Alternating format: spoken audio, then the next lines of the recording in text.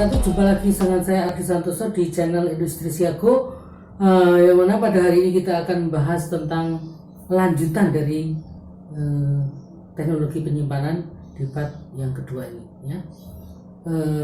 Jangan lupa subscribe, like, and share video ini. Semoga bermanfaat bagi sahabat engineer semua ya, baik di kalangan chemical engineer ataupun yang masih dalam tahapan sekolah di kuliah ataupun masih di SMK. Kita langsung menuju ke pembahasan tentang di part yang kedua ini ya. Oke, kita mulai memahami fase bahan ya. Kita buat garis horizontal ya. Kemudian di sini nanti kita kasih titik melting. Kemudian ini adalah titik didih. Kemudian yang di sini adalah suhu kritis ya. Suhu melting point, boiling point, kemudian critical point. Kondisi T, ini T operasi T operasi di bawah suhu melting, maka di sini fasenya adalah padat. Kemudian T operasi ini antara titik melting dengan titik didih, maka di sini fasenya cair ya. Kemudian suhu operasi T operasi ini antara titik didih dengan suhu kritis, maka ini fasenya adalah uap. Nah, di atas suhu kritis ini adalah gas. Jadi seperti itu. Sekali lagi, kalau kita mempunyai bahan itu, misalkan bahan itu mempunyai melting point 0 derajat, maka ketika suhu -5, maka berarti -5 di bawah 0 derajat, maka dia fasenya pasti akan padat. Kemudian titik meltingnya 0 derajat, titik didihnya 100. Suhu operasi pada suhu 30 atau 40 atau 50, artinya di antara suhu 0 dan 100, maka bahan tersebut fasenya ada cair. Kemudian di atas titik melting, di atas titik didih di bawah suhu kritis, misalkan saya kasih contoh suhu kritis 320 misalkan. Suhu didihnya 100, suhu kritisnya 320, padahal suhu operasinya ini 200 derajat. 100, 320, 200, berarti di antara titik didih dan suhu kritis, maka bahan tersebut adalah fase uap. Kemudian bahan tersebut di atas suhu kritisnya, di atas 320, maka bahan itu ada fase gas, di mana fase gas ini adalah fase di mana bahan itu tidak mungkin diembunkan. Ya. Nah, sekarang bagaimana katanya dengan proses penyimpanan ya? Kita lihat, kalau bahan ini di bawah suhu meltingnya, maka bahan tersebut akan disimpan dalam bentuk fase padat. Tetapi kalau di antara titik melting dan titik didihnya, maka bahan tersebut akan disimpan pada fase cair ya, dengan tangki ya. Kemudian kalau kita mempunyai uap, ini nanti mungkin tangki dengan tekanan tinggi sehingga dia berubah fase menjadi uap. Kemudian untuk menyimpan gas, kita membutuhkan tangki berbentuk bola ya. Jadi nanti seperti itu. Oke ya, kita akan melihat satu persatu tipe alat penyimpan yang kita pakai.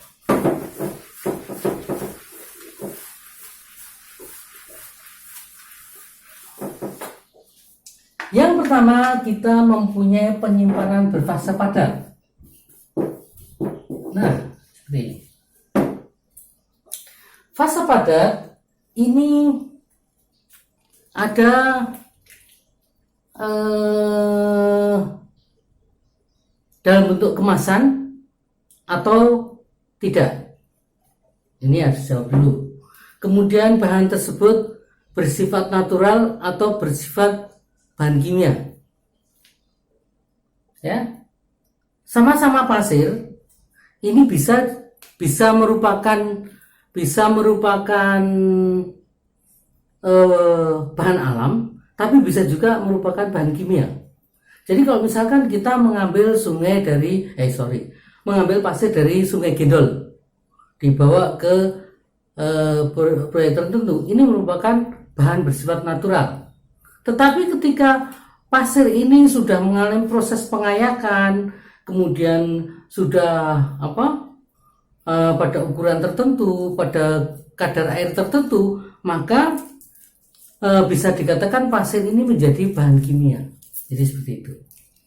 Sehingga penanganannya akan berbeda, ya. Penanganannya akan berbeda. Nah, kalau bahan itu berupa padat, ya, padat ini ya, natural, kemudian bahan kimia lah, disebut sebagai kategorikan bahan kimia. Kalau ini nanti pada natural ini biasanya disimpan dalam gudang terbuka. Artinya apa? Artinya bahan tersebut tidak perlu ditutup, tidak perlu mengalami penanganan khusus, ditaruh aja di suatu tempat. Yang terpenting jangan sampai ada yang ambil, gitu aja. Ya, tetapi lain halnya dengan bahan yang bersifat kimia ini bisa berupa satu kemasan, ya, dalam bentuk dikemas. Kemudian yang kedua, ini dalam gudang tertutup.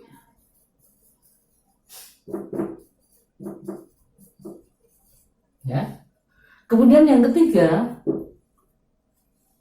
ini dalam disimpan dalam silo atau hopper. Nah, jadi seperti ini. Jadi kalau bahan ini sudah merupakan dianggap sebagai bahan kimia, walaupun mungkin sama-sama pasir, karena pasir ini sudah mengalami proses penyamaan ukuran dan sebagainya, maka mungkin perlu dikemas dalam bentuk gas. Kalau dikemas berarti nanti simpan dalam gudang tertutup. Kemudian di gudang tertutup, artinya di situ mungkin ditaruhnya dalam bentuk tumpukan, tidak ada kemasan, tumpukan, tetapi di sana ada alat-alat yang merupakan pengaman, ya. Misalkan di situ dikasih skru, ada otomatis skrunya, kemudian ada crane yang beroperasi, kemudian disimpan dalam silo atau hopper. Ya, untuk silo ini biasanya penyimpanannya jangka waktunya lama, bisa 2 minggu, 3 minggu, 4 minggu, 1 bulan, 2 bulan sampai 3 bulan. Tapi kalau hopper ini waktu penyimpanannya singkat, ya, biasanya tidak lebih dari 24 jam biasanya, ya. Jadi untuk padatan ini kita akan fokus ke perancangan silo, ya. Kita lihat silo itu seperti apa.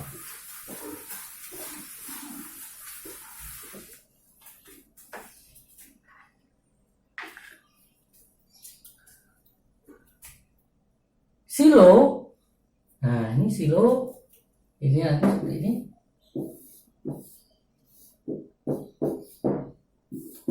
Nah, ini mempunyai sudut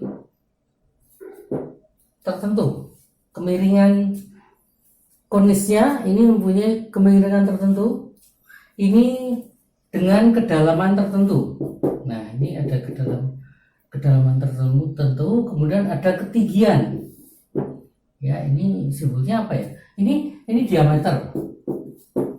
Ya. Ini saya kasih simbol L aja atau D. Ya L ya. Yang ini H. L ini kedalaman, H ini tinggi, ini diameter. Ya. Nah, nanti ini yang terpenting di sini bisa sampai 30 derajat ya. Ini bisa sampai 30 derajat, artinya 30 derajat berarti sangat seperti ini. Jadi kalau dibikin, nah kayak gini, ini 30. Tapi bisa maksimum ini 45 ya, maksimum 45. Jadi seperti itu. Oke, nah ini biasanya untuk silo lama penyimpanannya berkisar ya mingguan sampai bulanan ya. Nah ini biasanya bahan-bahan padat yang berupa powder atau berupa grain, ini disimpannya di silo dan kemudian tidak ada kemasan ya, dalam bentuk curah. Ini kita menggunakan alat penyimpan berupa silo. Nah ini suhu tekanannya berapa? Suhu tekanannya T-nya 30, P-nya 1 atm. Nah jadi seperti ini. Sehingga menyimpan padatan di silo ini mempunyai kondisi yang paling murah ya.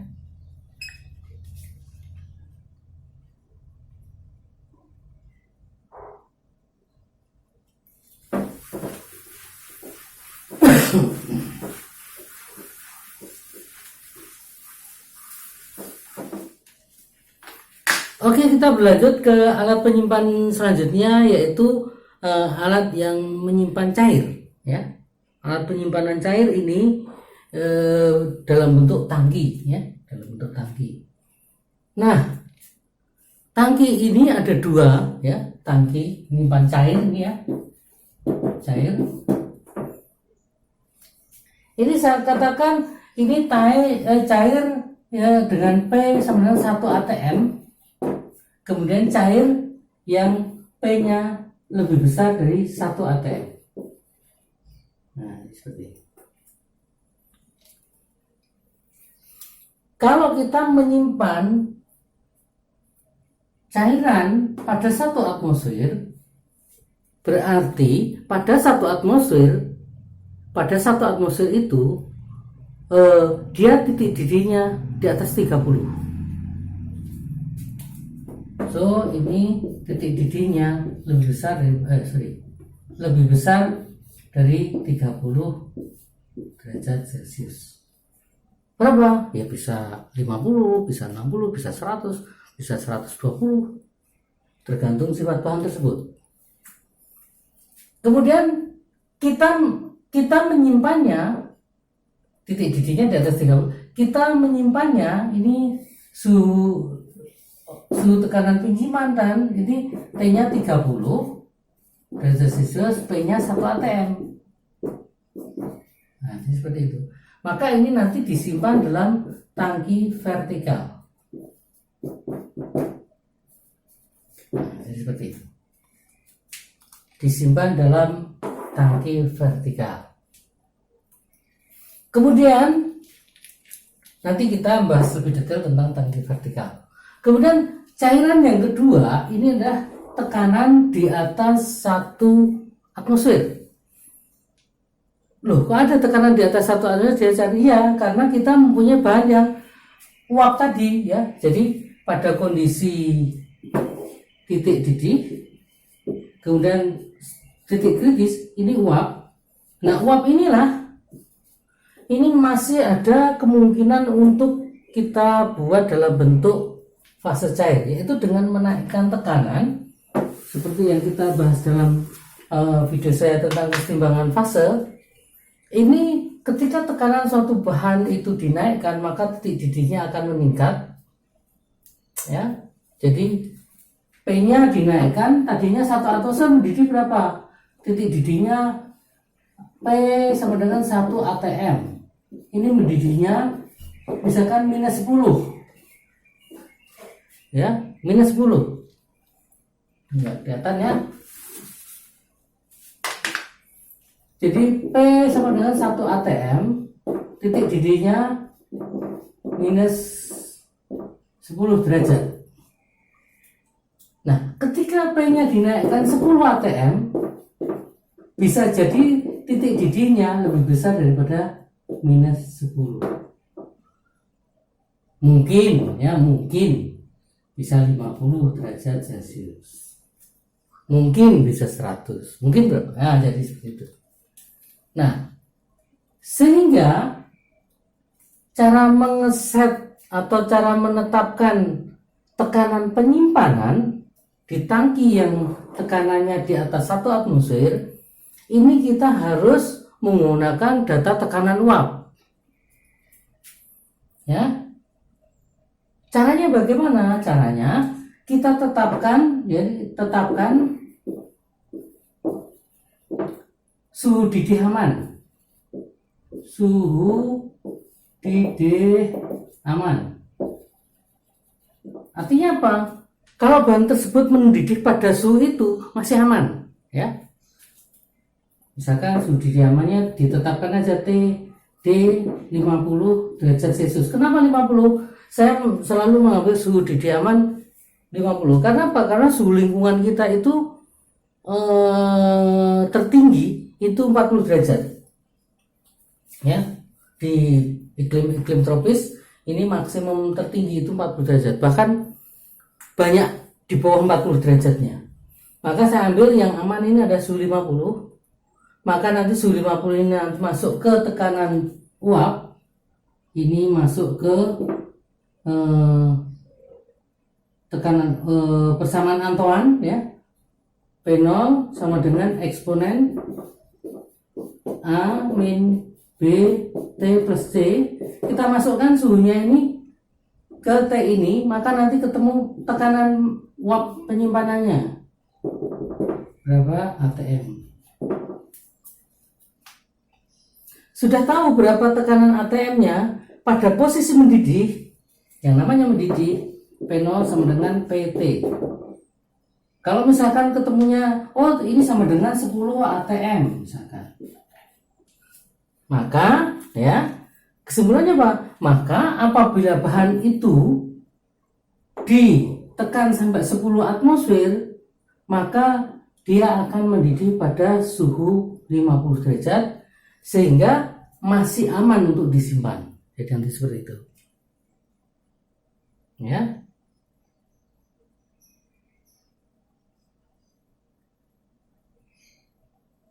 Kemudian kita masuk ke perancangan tangkinya. Kita masuk ke perancangan tangkinya. Saya hapus dulu.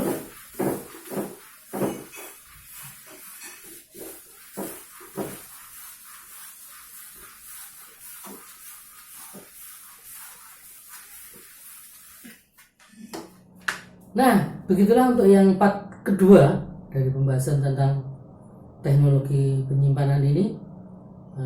Semoga sahabat engineer bisa mengambil manfaat yang sebaik-baiknya.